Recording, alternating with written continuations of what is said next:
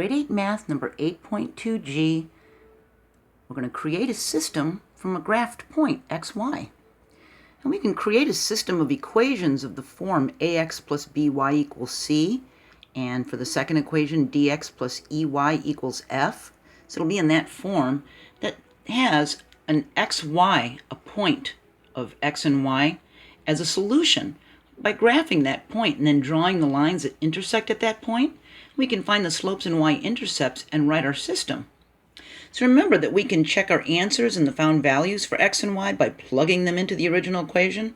We want to make sure that they're correct, that they're true, and remember that it's easier to graph equations that are in slope-intercept form, and positive sloped lines rise to the right and negative sloped lines fall to the right, okay?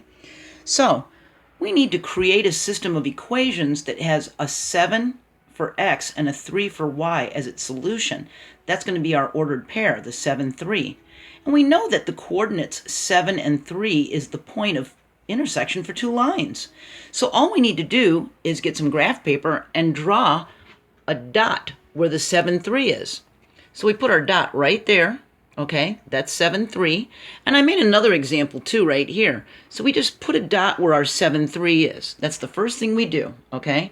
Now we know that's got to be where the lines intersect. Well, we can plot that point and draw lines that intersect there. Then we can find the y-intercept and the slope for the lines that we drew. So to make it easy on myself, I drew lines that went through this point that went through a direct spot on the y. So I chose 1, and I chose a 10, and I just drew lines that went through 7, 3, and the 1 on the y-intercept, and 7, 3, and the 10 on the y-intercept. Well, by doing that, I knew that the one that had the y-intercept of 1 was going to be my b in slope-intercept form. That's my b, that's the y-intercept. So now I've got that part of the equation. Then I counted my slope, my rise over my run. So we're doing this one where it hits 1, and I hope I can get in good close here.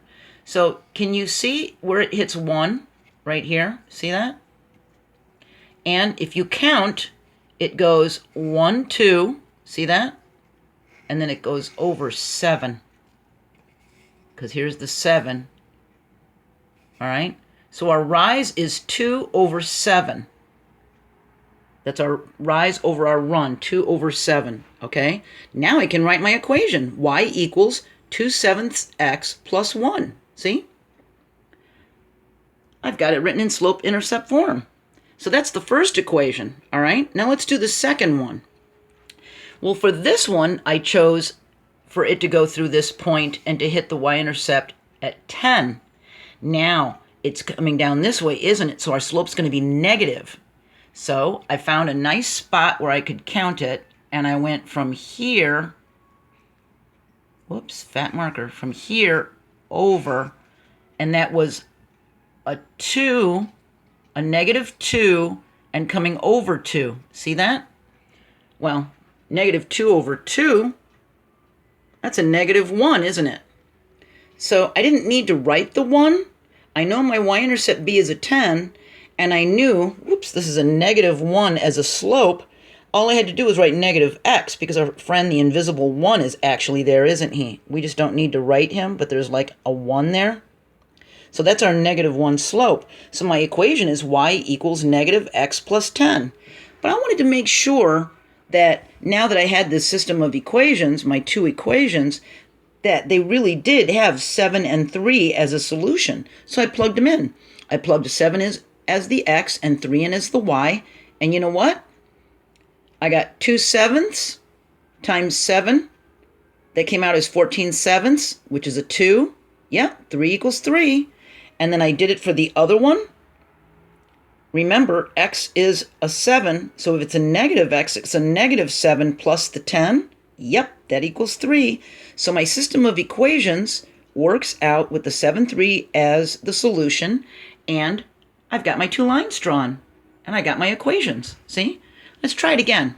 So I chose the same point, 7, 3, but I chose different places for it to hit the y-intercept. Okay, so the first one, it's going to hit it at 17, and that was way up here, okay? So I made it go through this point and 17 on the y-intercept, and then I drew my line through it, okay? So I knew my y-intercept was 17. I had to find my slope. Now, it's coming down this way, so I know it's going to be a negative slope. So from this point, I saw that it goes down, that's negative, 1, 2, and it goes over 1, and it'll hit that point with a negative 2 over 1. Well, negative 2 over 1 is a negative 2 slope, isn't it? So that's my slope. So now I can write the equation y equals negative 2x plus 17. Does it work? Remember, it's got to be x is a 7 and y is a 3. So that means 3 is equal to negative 2 times 7 plus 17. Does that work? Negative 14 plus 17 is a 3. Yep, 3 equals 3. That line works. All right, let's try the other one. So I started from this point, and I found any point that it went directly through the y-intercept. And it ended up going through it at negative 11 right here. I know my marker's kind of fat, but it did. It went through negative 11 right there.